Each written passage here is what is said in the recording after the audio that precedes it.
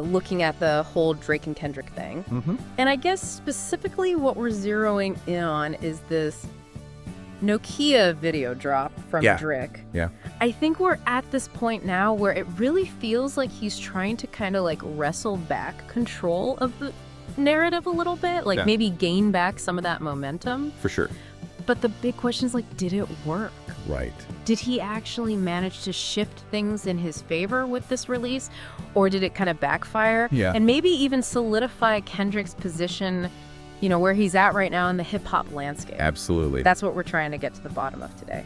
I mean, one thing that's really interesting right off the bat is the reaction's been so split. Yeah. It's not like this universally praised release. Right. It feels like it's just kind of like poured more fuel on the fire of what was already there. You had people debating, is it respect? Is it homage? Right. Is it something else entirely? Is it straight up copying? Right. And even DJ Academics was like hinting that there's some subliminal disses kind of hidden in the video. For sure. But let's go deeper than that, right? It's not just like fans disagreeing. Right. There's something about the video itself, the Nokia video, that's driving this whole debate.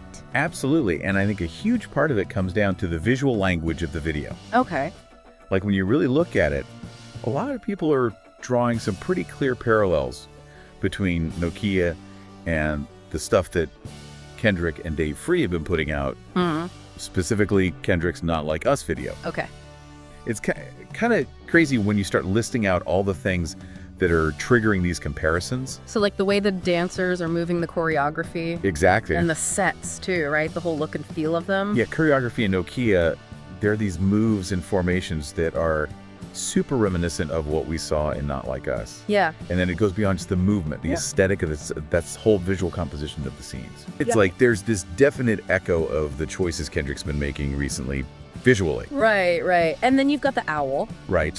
Which, okay, has been Drake's OVO thing forever. But it popping up in Nokia now, with all this other stuff going on, it's getting read in different ways. Right. Some people see it as this like clever nod. Sure. While others are like, hold on, is Drake trying to borrow from the imagery that Kendrick's already built up so well? Exactly. And that's huge to think about. Yeah. Like, yeah, the owl's connected to Drake's brand, but the way it's used here, without a really strong independent reason within Nokia itself. Yeah. It feels like it's reaching for this visual vocabulary that Kendrick's already established so effectively. It just doesn't have its own grounding in this context. Right, and what about the Shea Gilgeous-Alexander cameo? Yeah. That's another thing people are pointing to. Yeah. And directly comparing it to DeMar DeRozan showing up in Kendrick's Not Like Us. What's the vibe there? What are people picking up on? It feels like Drake's trying to recreate that same kind of authentic moment with a big name. Right. But it ends up coming across as more calculated. Yeah. Like trying to replicate a formula that worked. Interesting. It doesn't have that organic feel that DeRozan had in Not Like Us. Yeah. Like Drake's taking notes from Kendrick, but the execution isn't quite there. Right. So on the surface, you look at the production on Nokia, it's clearly a huge video. Oh, yeah. You hear about these crazy expensive outfits, $1 million budgets for the visuals. Yep. But then the criticism is that even with all that, it still feels kind of hollow. That's the thing. Yeah. You can throw money at a video, Right. but it doesn't automatically give you meaningful storytelling or like artistic depth. Right. It feels like the focus was on spectacle, but not on pushing the narrative or like actually innovating artistically. Okay, so even Drake using the owl, which is like his thing, it doesn't hit as hard because the video itself doesn't do enough to support it. Exactly. It's like he's missing that foundation in this new context. Symbols need that resonance. Right. They need to connect with the message around them. Right. And in Nokia, that just seems to be missing. Yeah. It ends up feeling like a surface level attempt to mirror what Kendrick's doing. Not like a powerful statement on its own. So instead of being this strong comeback statement that maybe Drake was hoping for, Right.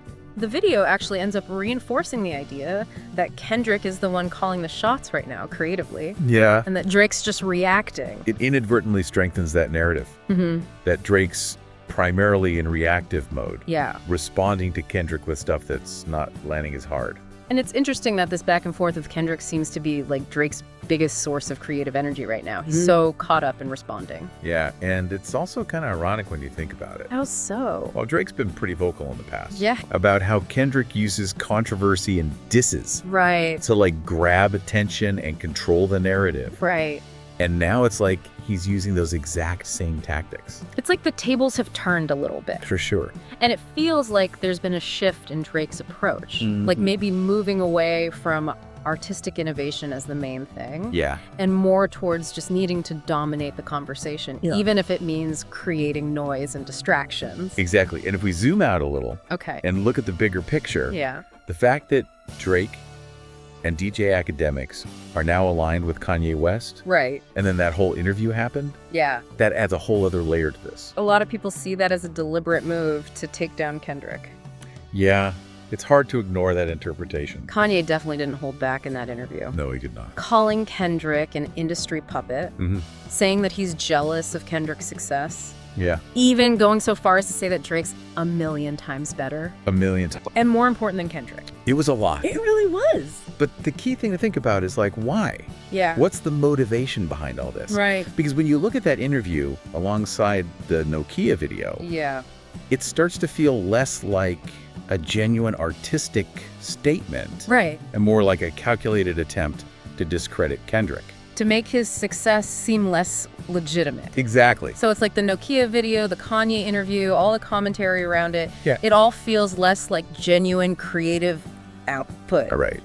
And more like a scramble to rewrite the narrative. Exactly. The focus is on making Kendrick's wins seem less earned. Right. Instead of offering a compelling alternative. But even with all this noise around him, Kendrick's impact feels as strong as ever. That's the power of authentic art. Right. Manufactured dream can get attention, but it doesn't have the same staying power as genuine creative innovation. And in the end, a lot of people are just kind of confused by the Nokia video. Yeah, it's a weird one. It feels like a misstep. It's a visual offering that just didn't connect. Right. It didn't achieve what it set out to do. Yeah. And it actually ended up inviting more criticism. And comparisons that don't really do Drake any favors. It's like all the tactics they're using. Yeah. Copying visuals, leaning on these industry conspiracy theories.